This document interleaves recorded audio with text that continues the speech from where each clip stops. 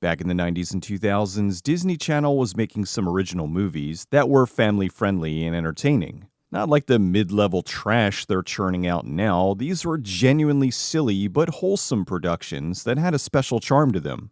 They had that made-for-TV feel, but were well-constructed and just plain fun to watch. From 1999 to 2001, they released a whopping 30 Disney Channel movies. So let's go back in time to when Disney Channel actually made something good. Can of Worms. Can of Worms is a 1999 sci-fi comedy from director Paul Schneider. The movie's about Mike. He's a teenager living on Earth, but believes he's an alien. One day while playing football, he takes a really hard hit and hallucinates an alien. Or does he? After this, he uses a satellite dish to send a message to space to be rescued by his alien family. Shortly thereafter, an alien dog arrives and tells Mike he's there to get him off the planet. The movie then gets even weirder. The movie starred Michael Schulman as Mike. At the time, he was doing a lot of voice work for Disney on the animated series Recess. The movie also starred a young Erica Christensen, a few years before she gained a lot of attention with the movie Swim Fan. Can of Worms also has Malcolm McDowell as the voice of Barnabas the alien dog. And we abhor casual contact with primitives. You talk? And Brian Steele as the alien Thode. Steele was the stuntman in the Bigfoot suit for the movie Exists. I made a video about that a while ago. You should go watch it. It's really good. The creature effects were by Steve Johnson's XFX and Stargate Films. Johnson worked on major films like An American Werewolf in London, The Abyss, Species, and Eraser. The movie first aired on April 10th, 1999. For whatever reason, Disney didn't re-air this one very often. In fact, it was kind of buried by the network until 2006 when it was broadcast as part of Disney Channel's Hauntoberfest. The movie did not get a DVD or Blu-ray release. It's currently streaming on Disney+. The trailer's on YouTube, but not the full movie. Cadet Kelly. Cadet Kelly is a 2002 comedy drama from director Larry Shaw. It's about Kelly, played by Hilary Duff. Her mom marries a general, and so the whole family moves to George Washington Military Academy, where he becomes the new commandant for the military school. Kelly's upset because she has to enroll in a military school and leave behind all her friends. While there, she butts heads with Cadet Captain Jenny Stone, played by Christy Carlson Romano. The two eventually become friends, and Kelly teaches the military kids how to be cool, while they teach her about discipline, loyalty, and teamwork. The movie was a big hit for Disney Channel back in the day. It was also big for Duff, who up to this point was mostly known for the TV series Lizzie McGuire. After this, she was in Cheaper by the Dozen 1 and 2, Agent Cody Banks, and of course, the Lizzie McGuire movie. Before this, Christy Carlson Romano was Wren on the Disney Channel series Even Stevens. After this, she went off to do the voice work of the very successful Kim Possible. Gary Cole, the general, was the voice of Kim's father on the show. Shawn Ashmore just had a small part as Iceman in 2000's X-Men, right before working on this. Most of the filming for Cadet Kelly was done over the summer of 2001 at Robert Land Academy, a military school in Canada. Due to the Columbine Massacre in 1999, the movie opted to have the cadets do their choreographed routine with plastic guns instead of real ones like you would at a military academy. The movie's sweet but predictable. It doesn't matter. Everyone seems to be enjoying themselves, and it's just a charming little film from a different time. Cadet Kelly did get a DVD release, and even though it's out of print, you can pick it up pretty cheap on the used market. The movie's available for streaming on Disney+. Aside from some clips, it's not on YouTube. H.E. Double Hockey Sticks. H.E. Double Hockey Sticks is a 1999 comedy from director Randall Miller. It's based on, oddly enough, the 1955 opera Griffelkin.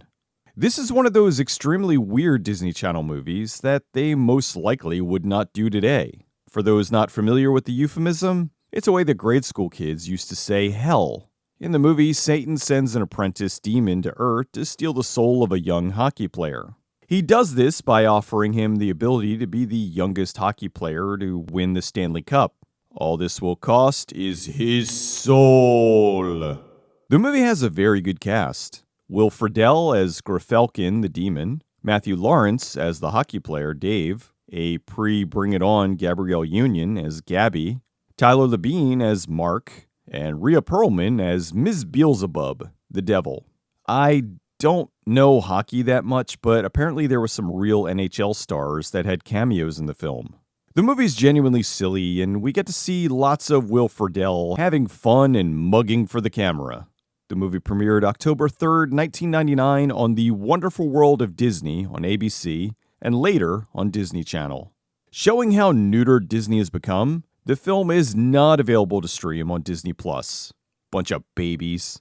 The movie was also not released on DVD. It is available on YouTube. Smart House.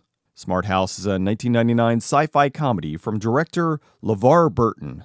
With the rise of AI, a movie like Smart House, as silly as it is, fits in more now than back when it was released. Just think of all the AI robot movies we've seen in the past few years. Disney was way ahead of the trends.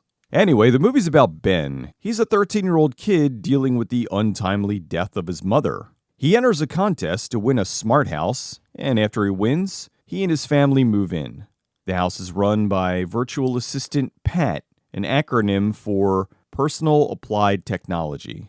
Ben reprograms Pat to be more like his deceased mom, but the program goes out of control and starts to become a bit too aggressive with the family.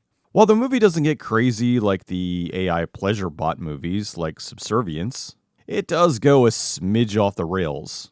While some of the things Pat does to the family is rough, it never gets particularly scary, so it's still very safe for kids. The biggest name in the film was Katie Sagal, who played Pat. It was directed by Star Trek The Next Generation's own LeVar Burton. This was his second film, with the first being the made-for-TV movie, The Tiger Woods Story. The screenwriter, Stu Krieger, got the idea while researching technology for Xenon, Girl of the 21st Century. Krieger had been writing for Disney for quite a while, starting all the way back in 1986 with The Parent Trap 2. In 2015, Entertainment Weekly ranked Smart House as the #1 Disney Channel original movie. The movie did get a DVD release. It's currently streaming on Disney+. Aside from the trailer, it's not on YouTube. The Scream Team. The Scream Team is a 2002 horror comedy from director Stuart Gillard. After his father dies, Richard moves back to his hometown with his kids, Claire and Ian.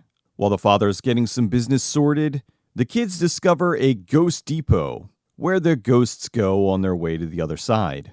They meet some other ghosts and discover their grandfather never made it there. This, of course, starts them down a path where they find out all kinds of awful things happen in the town, and they need to stop an evil spirit, or else their grandfather's soul will be lost forever. The movie had a young Kat Dennings as Claire, Mark Rendell as Ian, Tommy Davidson as Jumper, Eric Idle as Coffin Ed, Kathy Najimy as Mariah, and Kim Coates as the evil Zachariah Cull. The movie premiered on October 4th, 2002 on Disney Channel. While the subject matter is a little more scary than the usual, it still played it somewhat kid-friendly. It was more in line with something like Casper or Halloween Town, not a horror movie. Not even a PG horror movie, really. The director mostly directed TV shows like Charmed and One Tree Hill.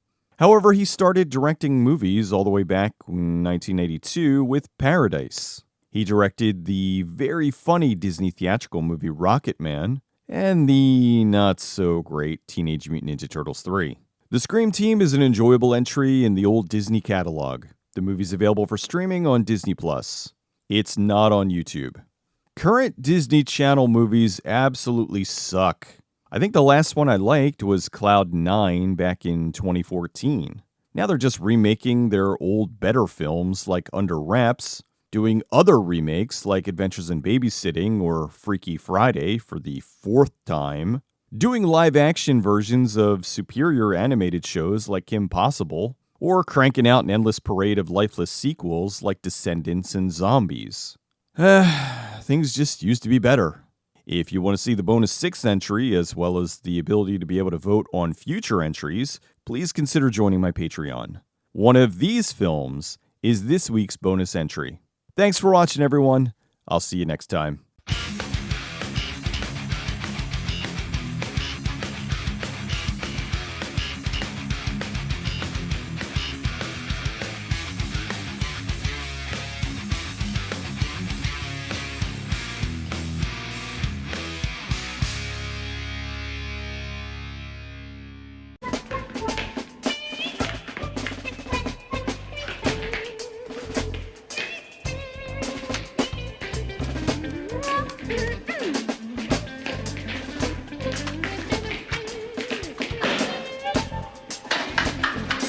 What are you doing?